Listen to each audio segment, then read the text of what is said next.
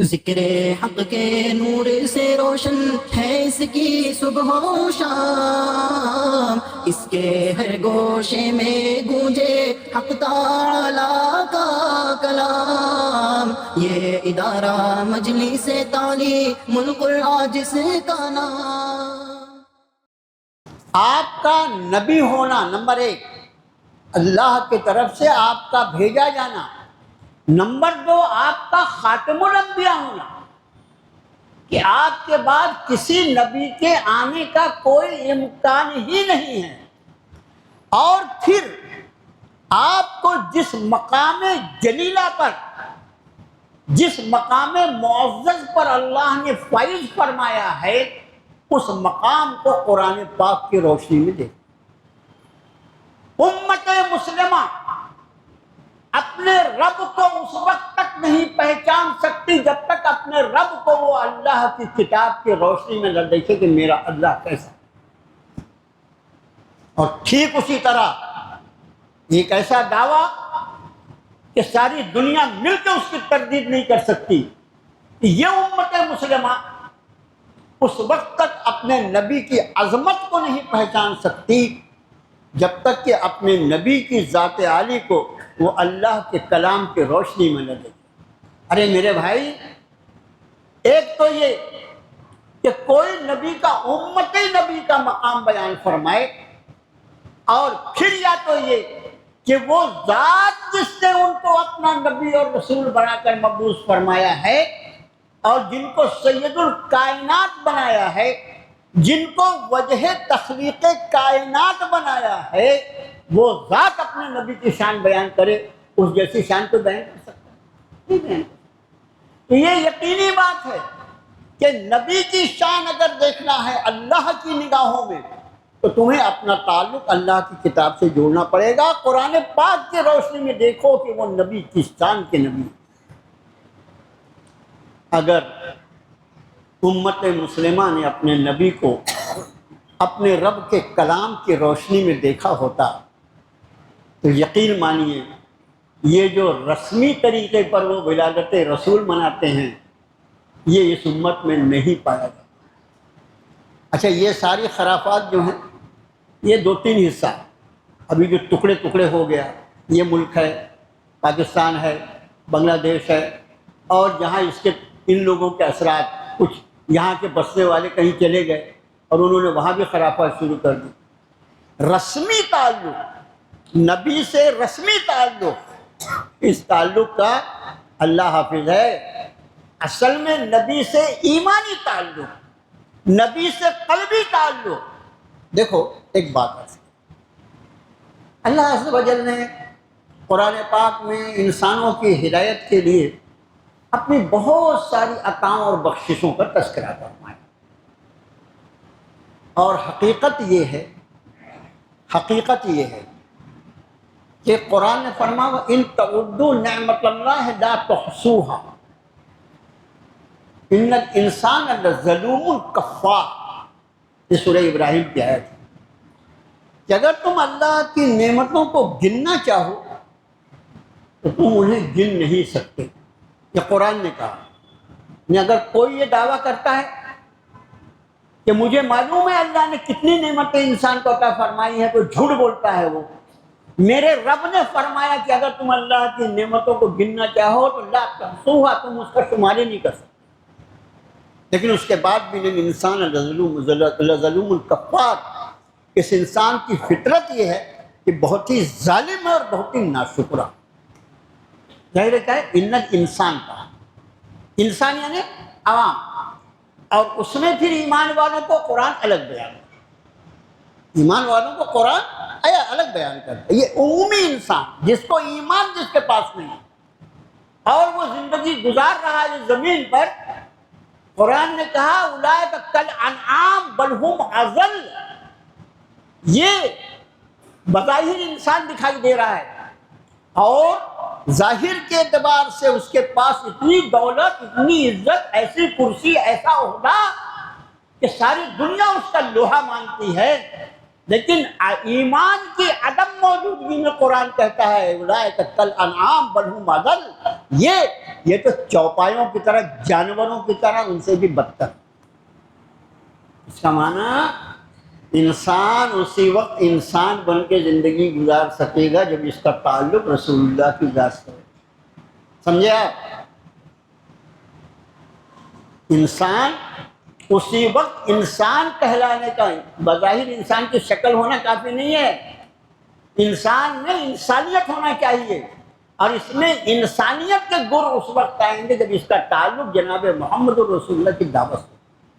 ایک بات میں نے عرض کی، تو جو اللہ نے مختلف نعمتوں کا تذکرہ قرآن شریف میں فرمایا، اس میں سے جیسے ایک دو مثال کے طور پر آ جائیں۔ رب نے فرمایا یا ایھا الناس اعبدوا الذی یا ایھا الناس اعبدوا ربکم الذی خلقکم والذین من قبلکم لعلکم تتقون۔ اے ایمان والو، تم اللہ کا تقوی اختیار کرو جس نے تمہیں بھی پیدا کیا اور ان لوگوں کو بھی جو تم سے پہلے ہوئے تھے۔ سب کا پہلا کرنے والا خالق وہی ہے، لعلکم تتقون، تاکہ تم بچ سکو۔ الذی جعل لکم الارض فراشا والسماء بناء وانزل من السماء ماء فاخرج من الثمرات رزقا لکم فلا تجعلوا للہ اندادا وانتم تعلمون۔ وہی اللہ ہے جس نے تمہارے لیے زمین کو فرش بنا، آسمان کو چھت بنا، وانزل من السماء ماء، آسمان سے پانی برسایا۔ کس نے کیا یہ سب؟ وانزل من السماء ماء، آسمان سے پانی برسایا، وأخرج من اور وأنزل من السماء ماء، آسمان سے پانی برسایا، اور اس کے بعد اس پانی کی وجہ، اس پانی کو ذریعہ بنا کر فأخرج من الثمرات رزقا لکم، اس نے مختلف پھلوں کو اس زمین سے پیدا کیا تمہارے رزق کی، تمہارے استعمال کی۔ کہیں فرمایا الم نجعل لہ عینین، کیا ہم نے اس انسان کو دو آنکھیں نہیں، ولسان اور ایک زبان، وشفتین اور دو ہونٹ۔ عربی زبان کا ذرا کمال دیکھو، الم نجعل لہ عینین ولسان وشفتین وہدیناہ النجدین، کیا ہم نے اس انسان کو دو آنکھیں، ایک زبان، دو ہونٹ نہیں عطا فرمائے، اور وہدیناہ النجدین، اور اس پر دونوں راستوں کو ہم نے اب آسان کر دیا، جس راستے پہ چلنا ہم چلیں۔ یہ اللہ اپنی عطاؤں کا تذکرہ فرما رہا ہے، لیکن ان عطاؤں کے ساتھ ایک لفظ جو میں ابھی آپ بعد میں عرض کرتا ہوں وہ نہیں استعمال۔ ہماری زندگی کے مختلف ضروریات کا تذکرہ فرمایا کہ وجعلنا اللیل لباسا وجعلنا النہار معاشا، ہم نے اس کو دن بنایا اپنی روزی کو کمانے کے لیے۔ وجعلنا نومکم سباتا، ہم نے تمہارے لیے نیند کو آرام کی چیز بنایا۔ جس کو نیند نہیں آتی اس سے پوچھو نیند کی کیا قیمت ہے۔ وجعلنا نومکم سباتا وجعلنا اللیل لباسا، رات کو ہم نے اندھیرا کر دیا، پردے کی چیز بنا دیا۔ وجعلنا النہار معاشا، اور دن کو روشن کر دیا تاکہ تو اپنی روزی کما۔ ایسے قرآن شریف کی سینکڑوں آیتیں جس میں اللہ نے ان نعمتوں میں سے جو اس نے انسان کو عطا فرمائی ہے چند کا تذکرہ، کہ آدمی اس نعمت پر غور و خوض کر کے دیکھو، نعمت جو دیتا ہے اس کو عربی میں منعم کہا جاتا ہے، نعمت کا دینے والا۔ ان نعمتوں کا تذکرہ اس لیے قرآن نے فرمایا کہ انسان ان نعمتوں کو دینے والے اللہ کو پہچان سکے، کہ جو کچھ انسان برت رہا ہے یہ سب کا سب صرف اور فقط اللہ کا عطا کیا۔ اب جو لفظ میں نے بتایا، ان ساری عطاؤں اور بخششوں کا تذکرہ فرماتے وقت رب کائنات نے لفظ من کا استعمال نہیں فرمایا۔ اللہ نے احسان فرمایا، تمہیں رات عطا فرما، اللہ نے احسان فرمایا تمہیں، تمہارے لیے زمین بنا کر آسمان بنا، کہیں نعمت انعام کا لفظ، احسان کا لفظ۔ لیکن جب نبی محترم صلی اللہ علیہ وسلم کی ذات والا کا تذکرہ آیا تو یہ لفظ پورے قرآن میں صرف حضرت نبی کریم صلی اللہ علیہ وسلم کے لیے لقد من اللہ اللہ علی المؤمنین، تحقیق احسان فرمایا اللہ نے ایمان والوں۔ گویا ذات رسالت جناب محمد الرسول اللہ صلی اللہ علیہ وسلم کی ذات کو سراپا احسان ہے آپ کی ذات ایمان والوں کے لیے اللہ کی جانب۔ اب ایک سوال یہ ہوتا ہے کہ یہاں قرآن نے فرمایا کہ اللہ نے ایمان والوں پر احسان فرمایا، جبکہ آپ کی نبوت کا معاملہ، آپ کی رسالت کا معاملہ جو ہے، قرآن خود کہتا ہے کافۃ للناس بشیرا و نذیرا، ہم نے آپ کو سارے انسانوں کی طرح بشارت دینے والا اور ڈر سنانے والا بنا کر بھیجا۔ آپ کو بھیجا گیا ہے سارے انسانوں کی طرح۔ لیکن اس آیت شریفہ میں سورہ آل عمران کی جو 164 نمبر کی آیت ہے، رب تعالیٰ فرماتے ہیں کہ اللہ نے ایمان والوں پر احسان فرمایا۔ یہ مضمون کو سمجھنے کے لیے تھوڑا سا قرآن شریف میں اور آگے چلنا پڑے۔ دیکھو قرآن شریف کو جو اللہ نے نازل فرمایا، تو نزول قرآن کا جب تذکرہ ہوا تو ارشاد فرمایا ہدی للناس، ہدی للناس شہر رمضان الذی انزل فیہ القرآن ہدی للناس، کہ اللہ نے رمضان کے مہینے میں اس قرآن کو نازل فرمایا سارے انسانوں کی ہدایت کے لیے۔ قرآن نازل کیا گیا سارے انسانوں کی ہدایت کے لیے۔ لیکن سورہ بقرہ جب شروع ہوتی ہے تو فرماتے ہیں کہ الف لام میم ذالک الکتاب لا ریب فیہ ھدی للمتقین۔ الف لام میم، یہ وہ کتاب ہے جس میں کوئی شک اور شبہ نہیں ہے، یہ ہدایت ہے تقوی اختیار کرنے والوں کے لیے، اللہ سے ڈرنے والوں۔ تو قرآن جس طرح خود قرآن کے لیے فرماتا ہے کہ اصل میں اس کو اللہ نے نازل فرمایا ہے سارے انسانوں کے لیے، لیکن اس سے فائدہ وہ اٹھاتے ہیں جن کو دل میں اللہ سے ڈر کر زندگی گزارنے کا داعیہ ہو، جو چاہتا ہے کہ میں اپنے رب کے سے ڈر کر اس کے مرضی کی زندگی گزاروں، اس کے لیے قرآن ہدایت ہے۔ لیکن ابھی جیسے شروع میں جس کا تذکرہ کیا کہ ایک آدمی انسان ہونے کے بعد بھی اگر جانوروں کی زندگی گزارنا چاہتا ہے تو پھر اس کو قرآن میں ہدایت کہاں ملے گی، رہنمائی کہاں ملے گی؟ ٹھیک اسی طرح جناب نبی کریم صلی اللہ علیہ وسلم جن کے قلب انور پر اللہ نے اس قرآن کو نازل فرمایا، آپ کی ذات عالی کو بھی اللہ نے بھیجا سارے انسانوں کے لیے۔ دیکھو اس کے پہلے جن انبیاء کا تذکرہ ملتا ہے قرآن شریف میں، ان سارے انبیاء کے تذکرے میں ایک بات واضح ہے کہ ہر نبی ایک قوم کے لیے نبی بنا کر بھیجا، ایک قوم کے لیے۔ جیسے حضرت نوح علیہ السلام، حضرت نوح علیہ السلام اپنی قوم کے لیے نبی، حضرت صالح علیہ السلام اپنی قوم کے لیے نبی، حضرت ہود علیہ السلام اپنے قوم کے لیے نبی، یہاں تک کہ حضرت ابراہیم علیہ السلام اپنی قوم کے لیے، حضرت موسیٰ علیہ السلام اپنی قوم کے لیے نبی تھے۔ لیکن جب جناب نبی کریم صلی اللہ علیہ وسلم کی ذات عالی کو اللہ نے مبعوث فرمایا تو کیونکہ آپ خاتم الانبیاء ہیں، اب آپ کے بعد کوئی نبی آنے والا نہیں، اس لیے اللہ نے آپ کو کسی قوم کی طرف نہیں بلکہ فرمایا کافۃ للناس، سارے انسانوں کے لیے آپ کو ہم نے نبی بنا کر مبعوث فرمایا ہے۔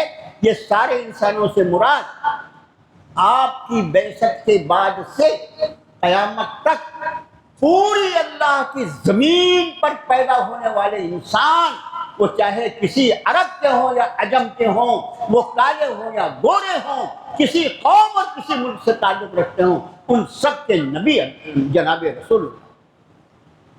یا ہم کم الفاظ میں یہ کہہ سکتے ہیں کہ آپ کی بعثت کے بعد جس طرح سارے انسانوں کا رب صرف اور فقط اللہ ہے، اسی طرح سارے انسانوں کے نبی صرف اور فقط رسول اللہ صلی اللہ علیہ وسلم۔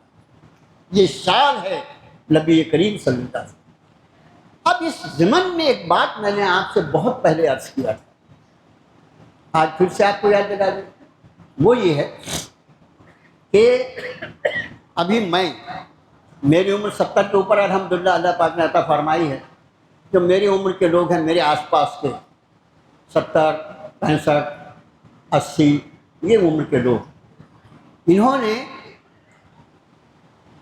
جو ان کے بچپن سے لے کر آج تک جو سائنس اور ٹیکنالوجی کی ترقیات ہیں ان کو اپنی آنکھوں سے دیکھا,